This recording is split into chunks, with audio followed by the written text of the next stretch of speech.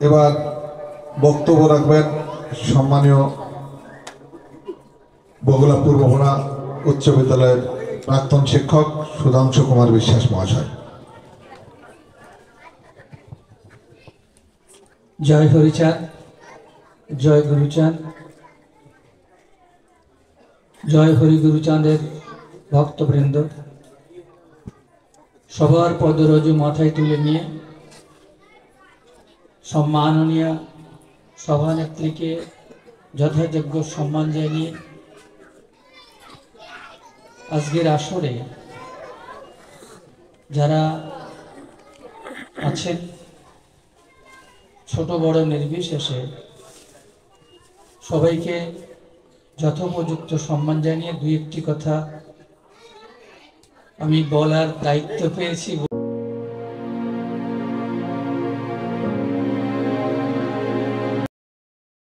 এইরকম সভা সমিতিতে বলার অভ্যেস আমার নেই। আমি স্কুলের চার দেওয়ালের মধ্যে ছেলে মেয়েদের সঙ্গে অনেক কথা বলেছি, 37.5 বছর ধরে তাদের সঙ্গে থেকেছি। সেই কথা আর সবার মধ্যে এই বুঝমান মানুষের সামনে কথা বলা খুব কঠিন, দুঃসাধ্য বটে, যে বুৎপত্তি আমার নেই, ক্ষমা সুন্দর দৃষ্টিতে দেখবেন। আসলে মতুয়া ধর্ম দর্শন যে নিরিখে আজকে আলোচনাটা উঠেছে, বিরাটদা বলেছেন বেদ বিধি শৌচাচার নাহি মানি তাই, কুকুরের উৎসৃষ্ট প্রসাদ পেলে খাই। তিনি যেমন বলেছেন তার রেশ ধরে নিখিল রঞ্জন বিশ্বাস চমৎকার বলেছেন, তারপরে আর বলার বাদ বাকি কিছু থাকে না। আমি গুরুচাঁদ ঠাকুরের শিক্ষা নিয়ে দু একটি কথা বলি। আমি একেবারেই নিরক্ষরা গর্ভজাত। আমার মা কালির অক্ষর চিনতেন না, ফলে সেই মায়ের পেটে জন্ম নেওয়া আমি কলকাতা বিশ্ববিদ্যালয়ে পড়েছে ভাবলি অবাক লাগে নিজের কাছে, এটা কি করে সম্ভব হলো।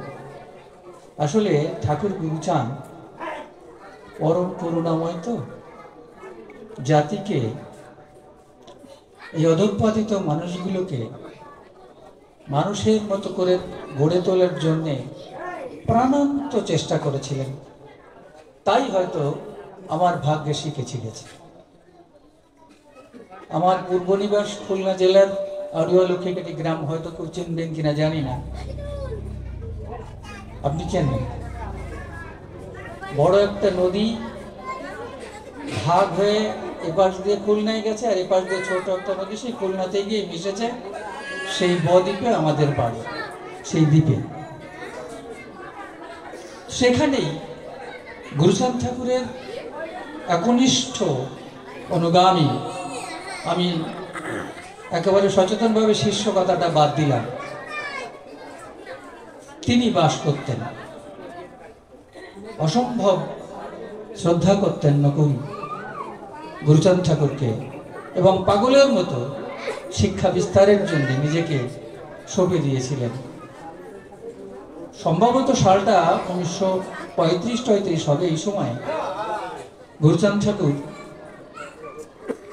তার অনুগামীদের এলাকায় এলাকায় ঘুরে বাস্তব চিত্রটা পরিদর্শন করার চেষ্টা করছিলেন। ঘুরতে ঘুরতে তিনি লক্ষ্মীকাটি গ্রামে নকুলের বাড়িতেও যান। দুপুরবেলায় খাওয়া দাওয়া সেরে বিকেলবেলায় একটু ঘুরতে বেরিয়ে নদীর পাড়ে দাঁড়িয়ে নকুলকে বলছেন, নকুল, এত সুন্দর মনোরম পরিবেশ, এই নদীর পাড় থেকে রাস্তা পর্যন্ত এই জমিগুলো কাদের? বলছে, ঠাকুর জমি তো অনেকের, একজনের তো না। বলছে, তাহলে তোরা এখানে একটা স্কুল বানা। ত্রিমোহনার উপরে এত সুন্দর জায়গা, 3 পারের মানুষ 3 বেলা এখানে যাতায়াত করে।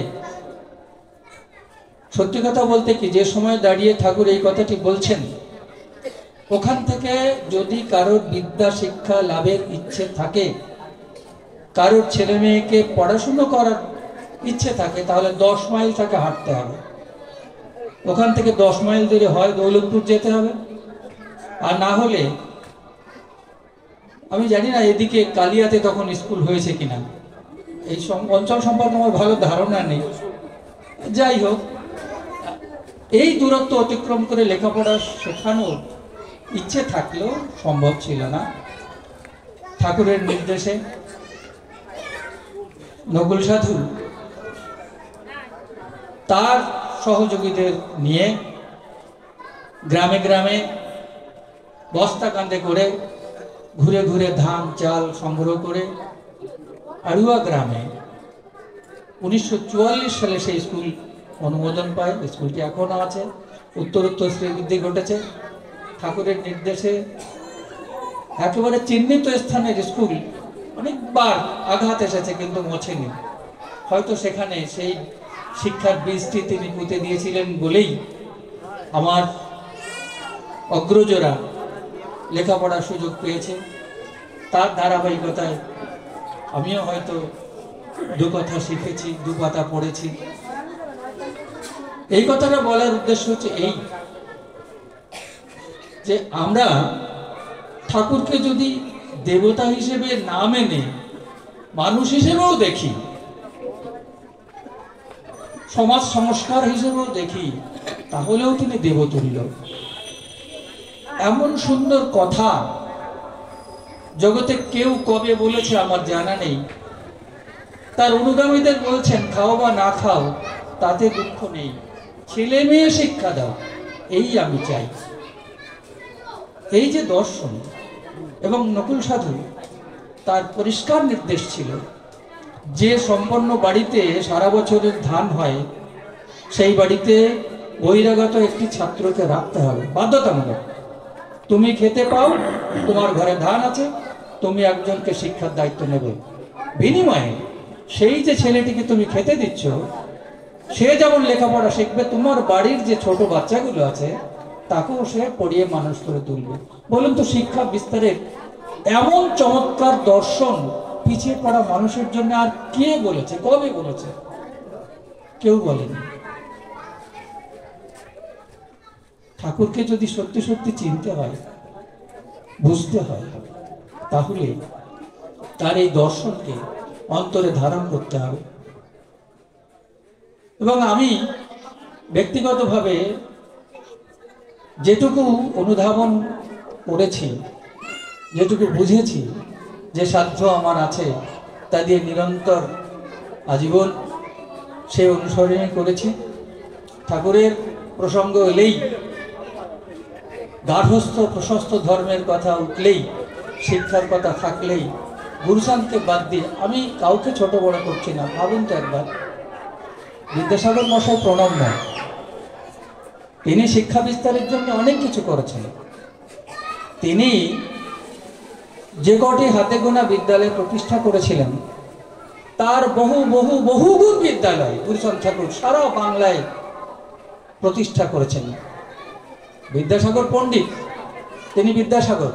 সামাজিকভাবে শিক্ষা আন্দোলনের তিনি পথিকৃৎ, অস্বীকার করার কোনো জায়গা নেই।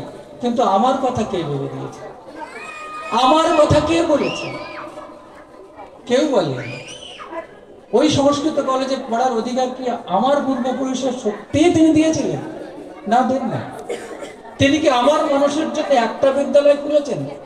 আমি জানি না খুলেছেন কিনা, কিন্তু গুরুচাঁদ ঠাকুর প্রতিটা গায়ে যেখানে যেমন সুযোগ তিনি তৈরি করতে পেরেছেন, তার অনুগামীদের বলেছেন, তোমার গ্রামে কি স্কুল আছে? তাহলে তোমার বাড়ি যাব। তোমার বাড়িতে কি পায়খানা আছে? তাহলে তোমার বাড়িতে যাব, না হলে যাব না। তাহলে মানুষকে চোখ খুলে দেবার মতো এই যে নির্দেশনা, কিসের গুরু? গুরু কাকে বলে? নিখিলদা বলছিলেন, পং পং চং করে কানের মধ্যে কিছু বলে দিলাম আর গুরু হয়ে গেলাম। বললাম কাউকে বলিস না,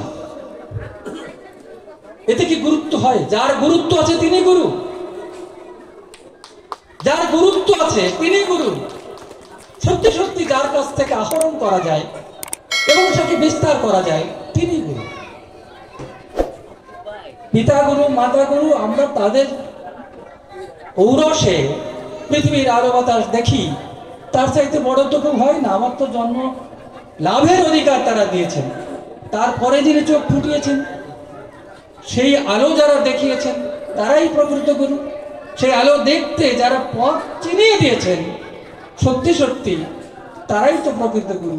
সেই গুরুত্বপূর্ণ মানুষ যদি একজনকে আমার সমাজের মধ্যে বিবেচনা করতে হয়, অন অ্যান্ড অনলি গুরুচাঁদ ঠাকুর, তার বাইরে হতে পারে না। ধন্যবাদ সবাইকে।